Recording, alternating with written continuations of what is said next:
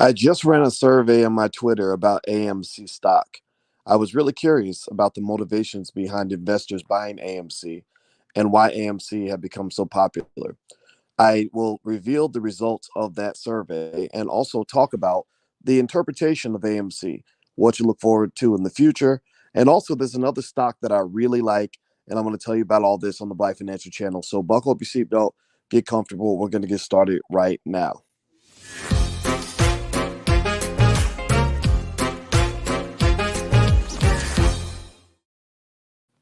Hey, what's going on, guys? Welcome to the Black Financial Channel. That's theblackfinancialchannel.com. My name is Dr. Boyce Watkins. I am your friendly neighborhood finance professor. On the Black Financial Channel, we talk about Black economics every single day. We talk about investing every single day. We talk about wealth every single day, sometimes as much as 10 times a day, but we do it on from a Black perspective. You ain't got to be Black to be here, but you got to know what we're all about. We are part of what is called the B1 community. B1 means that we believe Black people should be our number one priority. B1 means that we believe that the Black community will be number one in investing in wealth building within the next 50 years. B1 also means that we understand we must be one and learn to build together, form healthy relationships, and build businesses in order to create Black wealth. So if you agree with that philosophy, put B1 in the chat, B and the number one. I see you putting it in here. Renee, Ethel, Alicia, Lakina, Dwayne the Ambassador, Pat C, Marsha Wright, Tam Shell, Imani Secret Garden, Dead Aim, Jared Reddix, Lakina, I see you, I see you, I see you, and I love you and I appreciate you. So let's talk about AMC. Let's hop in here and talk about that. Now I see your brother's already telling me I was wrong about Dogecoin. No, I wasn't wrong about Dogecoin. I hold my position on Doge. I said Doge is a dangerous investment. You're gonna have a lot of volatility. Volatility doesn't just mean things will go down. Volatility also means things will go up. Also, one thing that you have to understand, Yeshua, is when you talk about investing, investing is not a sprint. Investing is a marathon. Investing is not a hit it and quit it. It is a long-term relationship. Investing is not something where you can determine the end of the game by what happens next week. It's something where you determine the end of the game by what happens in the next 10 years. So after 10 years, if I'm still wrong about Dogecoin, if Dogecoin is worth $1 billion and you make a ton of money, then you can come back and say, hey, I made money. And you know what I'm going to do? I'm going to congratulate you and say you were right and I was wrong. But at the end of the day, don't get caught up in looking at 1 week's returns or a couple of days or a couple of price movements and think that that's everything. That does not mean a thing. Now, Michael Thompson asks, are you going to mention the short sellers on AMC? Yes, I am. So let's talk about AMC. I'm going to switch over to my Twitter. My Twitter is Dr. Boyce Watkins 1. Follow me on Twitter if you haven't done that yet. I'm going to put the Twitter up on the screen. I need smart Black people following me. I'm tired of arguing with idiots. I don't argue with idiots. Don't waste your time arguing with idiots. So on my Twitter, I did a survey amongst intelligent Black people. I also put the hashtag AMC stock in the survey in order to get responses from people who maybe don't follow me, but who follow AMC stock. I really wanted to, because you guys know my background. I'm a researcher. Researchers believe in facts and information and data. I'm also a believer in freedom of speech. So I'm not necessarily going to try to say things that are going to make you feel better. I want to say things that are true. And so I piss off a lot of people every single day. And just know, if you're new to the platform, I'm going to piss you off at least twice a week. And if you can handle that, then we can be friends. If you can't handle that, that's okay. I'm sure there's somebody out there that'll tell you what you want to hear. Now, here's what I asked. I asked this question on my Twitter. I said, if you bought AMC stock, what is the main reason you bought it? I didn't want to know all the reasons. I wanted to know the main reason. Like, what is your number one reason for buying this stock? Because I was really curious. I said, are people buying AMC stock because they want to stick it to the man, punish the short sellers? You know, that's been a narrative that's been pushed around. Two, are people buying AMC because they think it's a great company and they just really want to see AMC go to the moon and they want to see movie theaters make a comeback? Or are people buying AMC because they want to make bread? Do they want to make money? Is that your number one reason? Because remember, those goals are not always aligned. Those goals are not always aligned. Sticking it to the man might mean that you sacrifice thousands of dollars of your family's money to stick it to the men, to stick it to the man on Wall Street. You know, when you have the short squeeze, you talk about naked shorts. Let's see. Keith says, how do you feel about CNBC talking about naked shorts that could trigger a squeeze?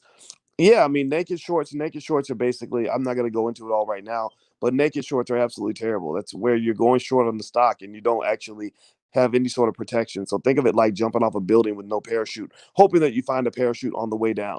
Right? That's pretty much what a naked short ends up looking like when you graph it out and you look at the financial outcomes that can occur with a naked short. So let me ask you this. I see JJ says all three. Mario says all three. I want to know your number one priority. What is your number one priority? To make money, to stick it to the man, or to invest in AMC in a long-term relationship, hoping that AMC eventually comes back and they do wonderful things. Give me your number one answer.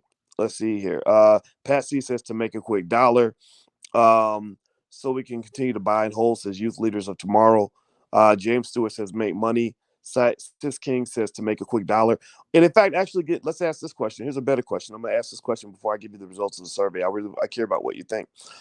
All right, so um, if you had to lose money to stick it to the man, like let's say that I told you, look, we can stick it to the man, but it's gonna cost you 1,000. It's gonna cost you $1,000. How many of you would go for that deal? Yes or no? Would you want to stick it to the man if you knew you were gonna lose $1,000? Would you stick it to the man for $1,000? Or would you say, nah, buddy, I'm gonna put my money somewhere else? Yes or no? Would you do that deal? Sis King says no. Let's see, W Lucky says no. I'm looking for a yes. I do for the deal. Okay. Danielle says yes. Yep. Okay. All right. We got an idealist in the group. I love it. Somebody else says out. Joseph says I would. Renee says no. Pat C says no. Alan says no, sir. Hi Gui, Hygui. I can't. I'll call you Lion. How about that? I'll call you Lion. Says no. I'm seeing a lot of no's, but I am seeing some yeses. James and LHJ. Okay, James T says yes. Janet says no. EYB Entertainment says no. This is interesting. Okay, so this is a good one. I might ask a survey question on my Twitter. So here's the result. When I asked, I said, if you bought AMC, what's the main reason you bought it? And I didn't let people sort of pick all of the above or anything like that because I didn't want to give people that cop out because I wanted to know, are you willing to lose money to stick it to the man? How would you feel if so basically 75% of the investors in AMC, according to the survey, are buying the stock because they want to make money. That's the number one priority. Now, it doesn't mean that they don't want to also punish the short sellers on Wall Street. It also doesn't mean that they don't hope that AMC as a company does well long term. But I think this is really important to understand in terms of what you might expect in terms of dynamics of the stock over the long haul. What I see from the results of this survey is that AMC, I wouldn't be surprised if it ends up becoming more of what you might call a momentum trade, meaning that once people get a sense that AMC is starting to plummet, they're going to go find a more interesting story. Remember, there are thousands of stocks out there you could invest in besides AMC, thousands and thousands. So the question becomes, why AMC? If you're black, it's not as if AMC is a black-owned business. If you are Jewish, it's not like that they have some special alignment with the Jewish community. Or if you're an environmentalist, I don't think AMC is necessarily a favorite of environmentalists, even though they did give money to that gorilla reserve out in Africa or some part. I can't remember where that. But I don't see them as an environmentalist company. They're capitalists. They want to make money. They want to make a profit, and that's it. So most of the analysts actually put AMC's stock value at about $5. That's the price target that they have. Now, what's happening though, obviously, is because so many people are buying AMC stock and they're pushing the price up.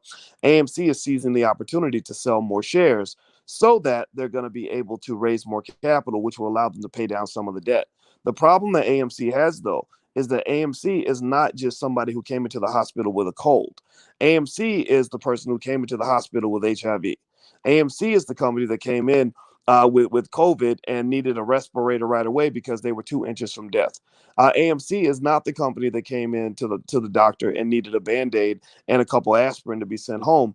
AMC is the company that came in and needed $300,000 heart surgery in order for that company to get better. So when you're talking about AMC, you're not really talking about a strong, healthy company. You're not talking about a company that was doing extremely well before the pandemic and then suddenly just took a dive. No, you're talking about AMC as a company that was really sick in 2019 before anybody knew COVID was even on the horizon. They were already losing power to the major film producers, et cetera. They were losing power to streaming services like Netflix and all that stuff. So I'm not really sure if AMC is something you want to play around with for too long. I look at AMC like a game of musical chairs, and you don't want to be caught when the music stops. Now, do me a favor, hit the thumbs up button, hit the share button, hit the subscribe button if you haven't done that yet. And also, I'm actually in class on Tuesday morning at 11 a.m. Eastern. We have class every Tuesday at 11 in the Black Stock Market program. I'm actually going to show my students in extreme detail exactly how I made money from AMC. Like I've made about $7,000 from AMC stock, so it wasn't a massive investment, but I did make about 7 grand. That's enough to pay off the rest of my car, so that's pretty good, right? And there's a specific way I approach all of this. And just in general, it was something where you approach it very, very carefully because it's very tempting. It's very tempting with AMC because the stock is moving up. There are a lot of people that are basically, that are basically overpaying for the options. There are sort of signals to determine, what's going to happen with this stock, but I don't think it's going to end well. And I think it's a really dangerous investment because you want to get in. In a way, it's almost like, if a guy goes to a club and he meets this beautiful woman, but she's a stripper and maybe she's a hooker or something. So he's like, okay, I could, I'm tempted to dabble, but bad things can happen, right? Strippers have STDs. She might get pregnant with your baby, and next thing you know, you've got to spend 18 years raising a baby with a stripper, right? Or whatever, right? No disrespect if you are a stripper. Strippers got to eat too. I know, and some of y'all, I know every stripper is only stripping so she can pay her way through college. At least that's what I've heard. But I will say this though, that when you're playing with fire, you got to be really careful. And some guys will say, no, I don't want any parts of that. Some guys say, I'll play with fire. And some guys jump in and they get burned. Okay. So I just want you to understand that with AMC, you're really talking about a really risky investment. Now let's see here. Somebody just called me the N word, the BK dot. So BK dot, everybody's thinking about a BK dot. Brother, you are banned officially from this channel. You will never be allowed to come back. So you do not call me the N word on this platform. So you out of here, brother. We don't tolerate negativity up in here. All right. So no negativity. We don't do that here. All right. So next thing I want to mention to you is this. There's a stock that I really like. That I invested in significantly that did really well. This company is one that also is expected to do extremely well as it pertains to hydrogen vehicles or hydrogen energy in general, right? So Mongo Slave, yes, I am live. And Tamika says this guy is an ass. Are you talking about me? If you say I'm an ass, well then you got to go to Tamika. Goodbye, Tamika. See why people see that's the thing. Trolls. What is the point of being a troll?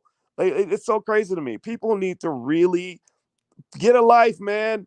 Get a life. Why are you taking time to come to this channel if you don't want to be here? That's crazy to me. That's so weird to me. If I don't like what somebody's saying, I do not go to their channel. I guess I must be important to these people because they take their time to come to my. I don't take the time. How many of you take the time to go to channels of people that you don't like or people that you don't want to hear from? Yeah, seriously, how many of you give me? I don't do that. I think that's so weird to me. So I got to go in here and block these fools out of the chat because I'm gonna tell you, I am black first, but I'm not trying to connect with everybody in the black community. I'm not trying to connect with every scrub that needs to get a life. I'm not trying to connect with every ignorant person that's determined to be ignorant. I'm not trying to connect with every person that wants to be harmful to the black community. I basically want to connect with what I call the talented 10th. I want the people that want to build better families. I want the men who can show respect for black women. Doesn't mean you can't check women. It just means you got to check with respect. You don't go around just blanketly disrespecting your women. These are your mothers. These are your sisters. These are your daughters. These are your women, right? I want black people who want to be smarter. You don't have to have a lot of education, but you got to want to have education. If you don't have to have it, but you just got to value it, right? So people who don't fit in that category, I really love blocking them and telling them like just go away because we're building for the next generation. And what's going to happen is your children are going to be the employers of their children. Your children are going to be the ones who end up their kids will be begging for jobs. Their kids will be out in struggling, and your kids are going to be ones who are going to save them. So I'm focusing on. I want to preach to the choir. I don't want to preach to the whole congregation. I don't want to preach to the hookers on the street. I don't want to preach to the dope fiends who might pull a knife on me. I'll talk to them if they want to do better. But if they don't want to come to where we are, then we can't do that. I'm not doing that. Okay. So I want to make sure that's 100% clear. So I hate to keep blocking people. I just want to make that statement so that people who don't want to be here should just go ahead and go. I'm not here to be popular. I'm here to actually talk to people that care. All right. So here's the deal. So let's move forward. So let me give you a stock that I really like. Here's a stock that I made money on. Here's the stock that Here's a stock that I really that I made. It's gone up 92% this year, and it's going to benefit tremendously as it pertains to hydrogen electricity, or not hydrogen electricity. Sorry, hydrogen power. GE. GE is a stock that I'm going to actually, I invested in GE stock maybe a couple years ago, and GE stock has shot up like crazy. I don't know if anybody else owns GE or not, but GE has done really well in the last year. It's quiet as it's kept. And I like GE because that's a solid company that always had tremendous potential. General Electric, yes, a Mongo. General Electric has been going up, and it went up 92% this year. And there, and Ford has been killing it. My God, Ford. Apparently, the market loves their electric vehicle lineup. So GE and Ford, I think that good days are ahead for both of those companies. I think that they represent strong cyclical plays. I invest in GE not because I'm trying to make a fast dollar.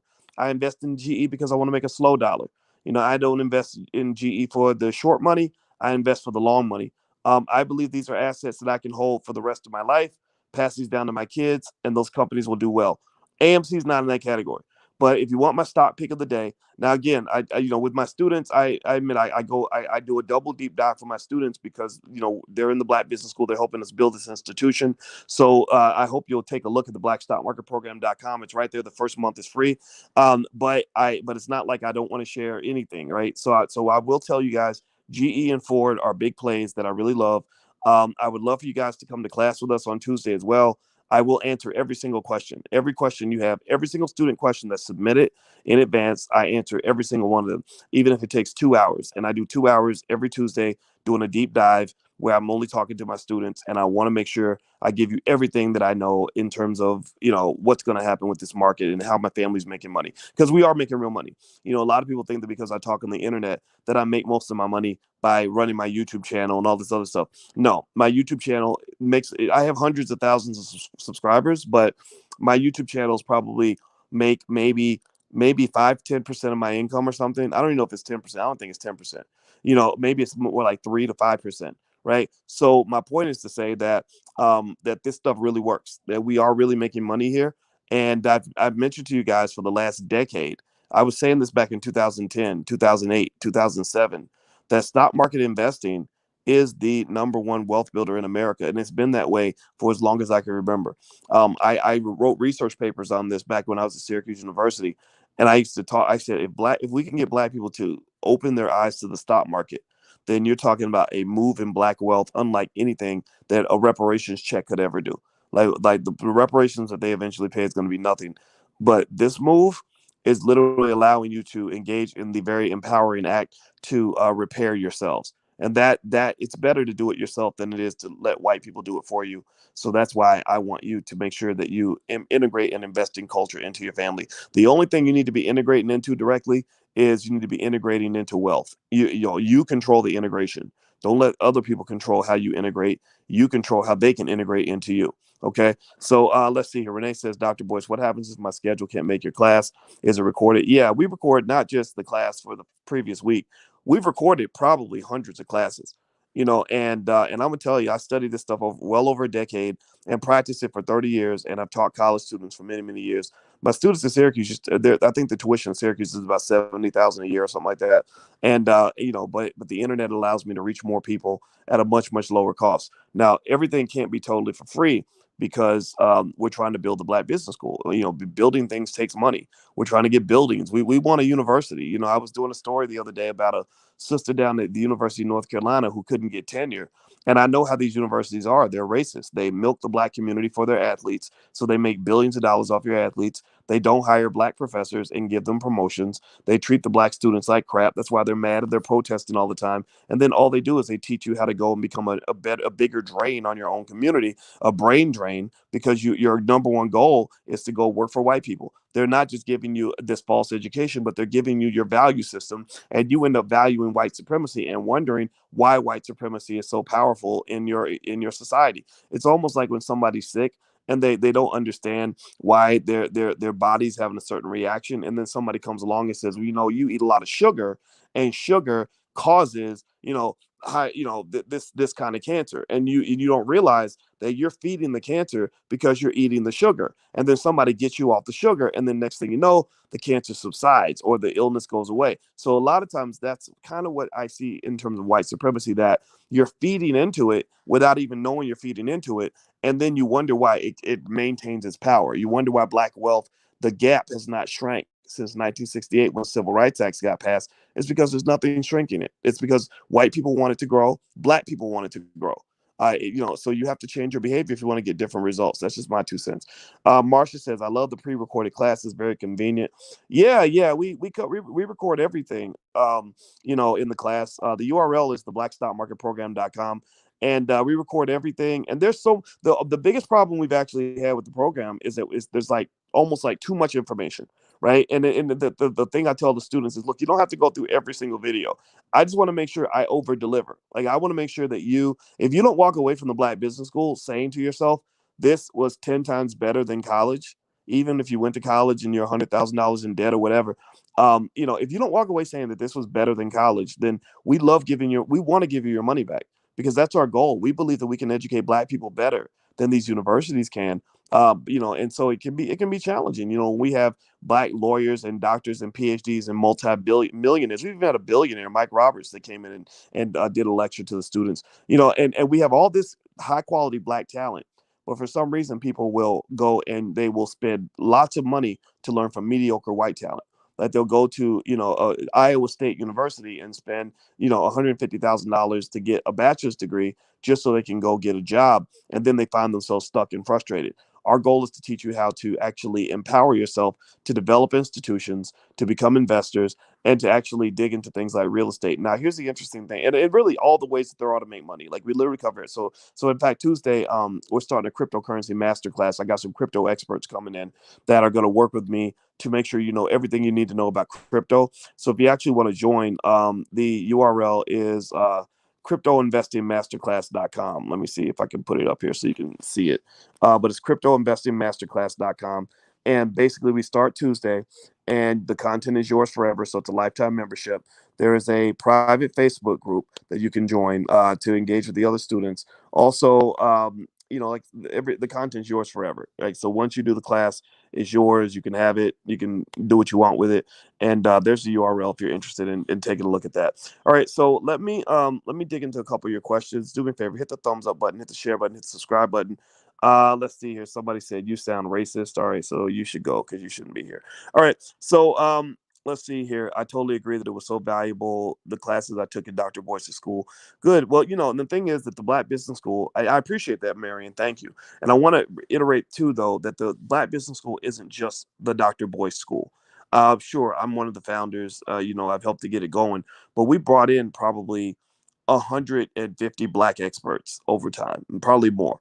And so it's not the school that Boyce built; it's the school the community built, and we're all around the world, and we're really good at what we do. And I just really think you guys might want to take a look. And if your budget's tight, don't let that stop you. Think of it like a church. Our religion is Black economic power, and we're not just here to teach you about wealth and money. We want to teach you how to be a stronger, more capable Black person in every regard. Because the thing about wealth that's interesting that people don't understand, that you really don't learn in school, is how wealth is linked to your family structure. How wealth is linked to your relationships you form with other Black people.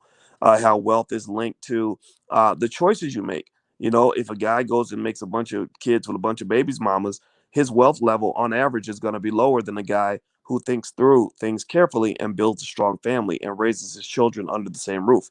He gains what economists refer to as economies of scale. You can be a better father to more children because your children are in closer proximity to you and your resources are not scattered everywhere. I'm not hating on it. I'm not making fun of anybody who's fallen into that trap. But remember, notice media promotes the opposite. Media promotes sexual irresponsibility amongst Black men, which ends up causing a lot of problems, not just things like diseases and all that, but literally, if you look just at wealth alone, the wealth level of a persistent baby daddy is almost non-existent. Like, there literally is no Black wealth being built in that family. These guys die. Some of them are famous, right? DMX died with almost no wealth to leave to his children. And if you look at it, how many children did he have? He had a bunch of children with a bunch of women. I'm not making fun of him. I'm just saying that that's not the template that I want marketed to young black men. I want black men to really be strategic in their thinking so that you understand that just because you can have a bunch of women doesn't mean you want a bunch of women. I talked to a guy by the name of Ice Cube, who's a rapper. I have some rapper friends where we see eye to eye on certain issues, not on everything, but on certain issues we do. Politically, Ice Cube and I see eye to eye. And if you pay attention, Ice Cube, a guy who's world famous, could have had 1,000 women at one time, could have been all over the place. What did he do? He married Kim back in the 1990s, and he's been married to Kim for 30 years. That's it. He's been married to Kim for 30 years. Now, Ice Cube could have all the hookers he wants. He could have all the strippers he wants. He can have all the jump offs he wants, but he's married to Kim. Now, I don't know anything personal about their relationship. I'm sure they've had the ups and downs that a lot of relationships have, but that I believe that's a strategy similar to my father's strategy. My father was married to my mother for 47 years because he knew that all this like running around is eventually going to ruin you economically, ruin your health, and put you in a lot of crazy situations. Right. So the thing is that thinking about wealth in a holistic framework is beneficial. Also for black people, we have to think about wealth differently from the way white people think about it. Like white people they have businesses, they have thousands of them, they have thousands of universities, they have thousands of institutions built already.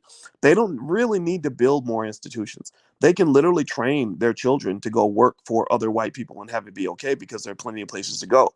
You don't have that same luxury. You're more in the infancy of your economic building process. So you need more people that are building institutions. You need more people that are going to go start the businesses. So you don't need all your people trained to become employees. Some people can only that's all they can do, right? That's all they're going to aspire to. That's totally fine. But then you've got some of your people in here that are absolute geniuses. Some of your kids, give me a yes in the chat if you've got a child that has something special in their DNA. Or if you've got a child that's just got that special sauce where you're like, okay, this kid's gonna be something one day. Give me a yes in the chat. Everybody shout out. In fact, say the child's name, the first name, not the first and last. We ain't trying to be, create no stalkers out of here. But seriously, shout out your child's name. I got a baby named Tay Tay. Tay Tay is I get to be her bonus dad. Her father is a great man. I work with him regularly to make sure Tay Tay is protected and nurtured and raised in a certain way. But Tay Tay spends more time with me and her mother than anybody else. Tay Tay has something special. I brought her to the wedding. When D1 met her, D1 said, "There's something special about that Taylor." When Willie D from the Ghetto Boys, who was in my wedding, came, he met I call her Tater, Tay Tay. He said, "There's something special about that Taylor. That girl gonna be something." Uh, all the people that meet her always say there's something special about her. So here's what I had done with Taylor, and I want to give this. This is a little bit of extra bonus conversation. We've already talked about AMC and GE, so those who came in late who want to know about that part of the conversation, you're welcome to go back to the beginning of the video because this is when I'm really talking to my people. This is when I'm really giving you the best that I've got, as Anita Baker used to say. Because anybody can teach you the X's and O's of finance. Not everybody can teach you the X's and O's of black success. I've achieved those things. I know what black success looks like. I have made millions of dollars. I know what it's like to be world famous. I've reached the highest levels of education that a human being can reach. I've done these things, right? And I'm genuinely happy with my life, right? So I want to share some of this with you. So let me talk to you about, I'm not sitting there pretending like I know all the answers, but I probably know some of them. So here's what I do with Tay Tay. When I talk to Tay Tay, I do not talk to her in a way where on any level she thinks that I'm preparing her to be somebody's employee. I never do. I never ever talk. We've never talked about her working for other people. I never ever ever because my belief is that little girl's so special that her light is going to shine so bright that if you take the sun and you try to put the sun inside somebody's bedroom, that fire is going to burn through the walls. If you take somebody that's meant to grow to be 10 feet tall and you put them in a room with a 7-foot ceiling, like you have with these corporations, they have the ceiling, the glass ceiling, the concrete ceiling. It's really more like the concrete ceiling because at least you could break through glass. Concrete is hard to break through. The steel ceiling, right? You take a person that's supposed to grow to be 10 feet tall and you put them in a 7-foot room. You're going to stunt their growth. They're going to be very uncomfortable. It's not a natural process. So never do we ever talk about her working for anybody else. In fact, I don't even box her into a profession. One day she came to me, she said, Boyce, What did you want to be when you grew up? When you grow up, when you were my age? And I said, I don't know. I probably wanted to be an NFL player or something. I don't know. And and she said, I don't know what I want to do. And I said, well, what professions have you thought about? She said, I think I want to be a dancer, a singer, an engineer, and a music teacher. And I said, those are really interesting professions. Okay. All right. So tell me more. So she told me more. And I said, okay, how about this? How about you? I said, have you ever heard of the inalienable rights of a human being? Have they taught you that in school? She said, no. I said, well, the inalienable rights are what they call life, liberty, and the pursuit of happiness. And I explained the last part. I said, let's talk about the pursuit of happiness. I said, that what does that mean? That means that happiness, according to the inalienable rights, is something that you pursue, right? You have the right to pursue it. Nobody's going to give you happiness. You have the right to go get it, right? To pursue it, right? So pursuing happiness means at least a couple things. One, you got to know what's going to make you happy. And then two, you got to know where to go find it. And then three, you have to have the ability, the freedom to pursue your happiness, right? So you got to know what's going to make you happy. You got to know where the happiness is, and you have to have the freedom to go pursue the thing that you need in order to be happy, right? So bear with me. Bear with me on this story. So what I told her is, I said, maybe instead of thinking about what you want to do for a job, maybe your a bigger goal, a better goal would be for you to be happy. Because there's lots of people who have their dream job, but they're not happy. There's lots of people who have $10 million in the bank who are not happy. There are lots of people who've achieved all the fame and glory that people look for who are not happy. So I said, how about we aim for happiness? And I said, now the thing about happiness is, remember, first you got to know what's going to make you happy. I said that's called self-awareness. That's knowledge of self.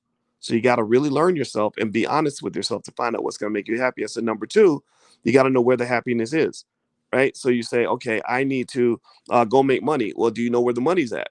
Right? Most people they know money will make them happier, but they don't know where to go get it. That's where things like financial literacy come into play. And I said, three, you have to have the ability to pursue the happiness. And that means that you have to be able to move and wiggle and duck and dodge and change position, change trajectory to go in whatever direction you need to go to find your happiness. And I said, here's a problem with most grown-ups, Tater. I said, most grown-ups I know can't pursue happiness because they don't know what it is, they don't know where to get it, and they don't have the freedom to pursue it because they got to go to work. Because they got to get up and go work for that white man every day who's going to come and cuss them out or fire them or take away their financial freedom because they didn't show up to work that day. They have to go to work, and typically happiness is not inside that factory that you're at, right? Happiness is somewhere else.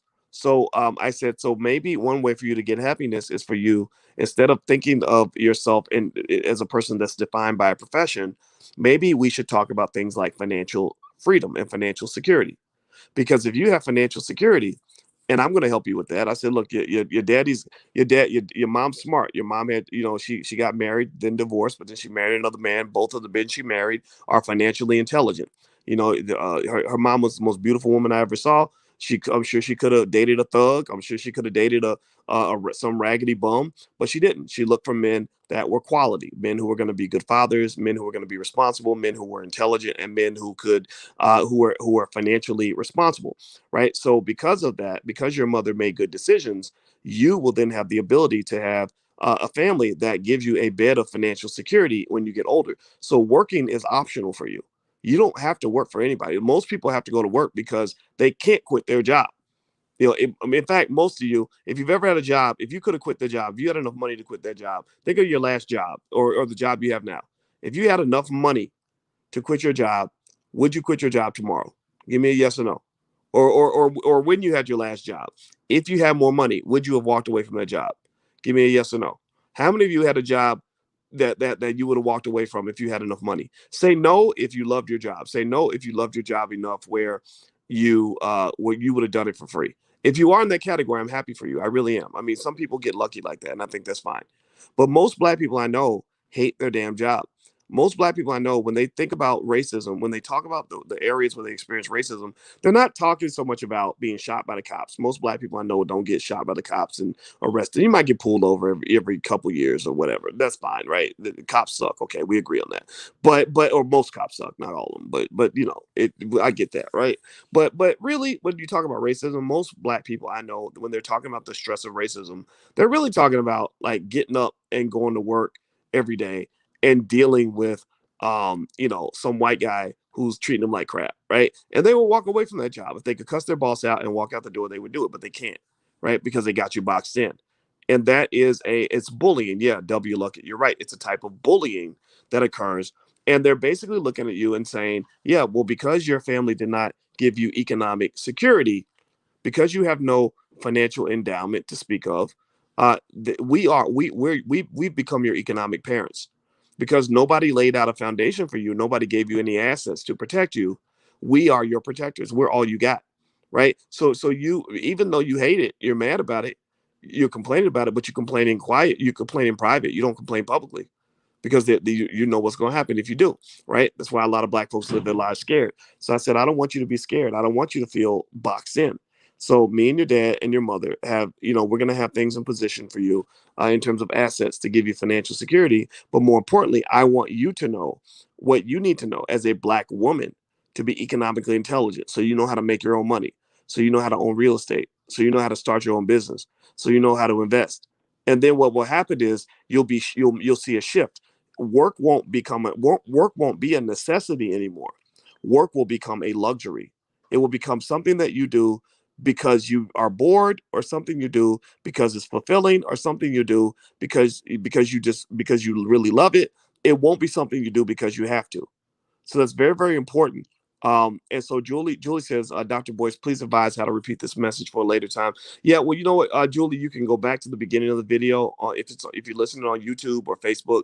Once the video is done, you can go back to the beginning of the video. Also, you should subscribe. You just go to my YouTube channel. Also, you can go to the blackfinancialchannel.com and you can watch the whole video from scratch right there. We started up talking about AMC. We talked about GE. I told you guys GE is my stock pick of the week, the stock that I'm really going to double down on because I believe GE is going to benefit from the emergence of hydrogen power. But really, I like talking about the little things that white people can't teach you, the little things that other people who are not black do not understand. These are little subtleties about blackness and black wealth that I thought about for 20 years that most people miss. Most people miss these things. So I'm just telling you, if you really want to be ahead of the curve, I don't recommend defining your children by profession. I don't want my child's economic identity and otherwise to be shaped by the fact that they want to become an engineer and go work for a big white man's company. I just don't. It's okay if they do that, but I think that there's more for them. Some of you have superstar children in your family. I saw the name of Myra pop up, and I saw some other names, and I asked you to shout out the names of your kids. And it's like, to me, when little Amira grows up, it's our job to give her all the options in the whole toolbox. Don't just give her the slave option, because in the word slave is correct, because capitalism, I know capitalism very well. Capitalism is slavery. Right now, the biggest problem that they have right now is that they can't get the slaves to come back to work because they had a taste of freedom. Has anybody noticed that? Anybody notice that since the pandemic began and people started working at home and they started finding out what life is like when you're not a capitalist slave, now people are like, I don't want to come back to work. Like, I don't, you could take your job and shove it up your butt. Like, people are like, no, I'm not doing that. I'm gonna find another way to hustle, right? And that was exactly their worst nightmare. They didn't want you to experience freedom on any level. I've been talking about this. I've been preaching on this stuff for years because this has been my life since the beginning. The way you lived in the pandemic, where you were home every day with your kids and enjoying your life, that's been my life since 1993. like that's been my life, that's been my entire adult life, because I did that. I had a great job, actually, ironically, with GE. I did an internship with General Electric's aircraft engines division in Lynn, Massachusetts. And it was a great internship. And I was really proud, because I was a hardworking student. I was the number one black student on the entire University of Kentucky campus. I won the Wall Street Journal Outstanding Graduating Senior Award in Finance, which means I beat the white people too. And so I got this great internship at General Electric. They paid me a ton of money, and they put me in this really expensive apartment right in downtown Boston. Like that apartment right now probably goes for $5,000 a month. Like that's how nice this place was. And I went to this job every day, and I hated that damn job. I hated that job. I mean, the people there were racist. My boss was a complete ass, and just the meanest lady ever. And I remember thinking, is this the price I gotta pay to be quote unquote successful?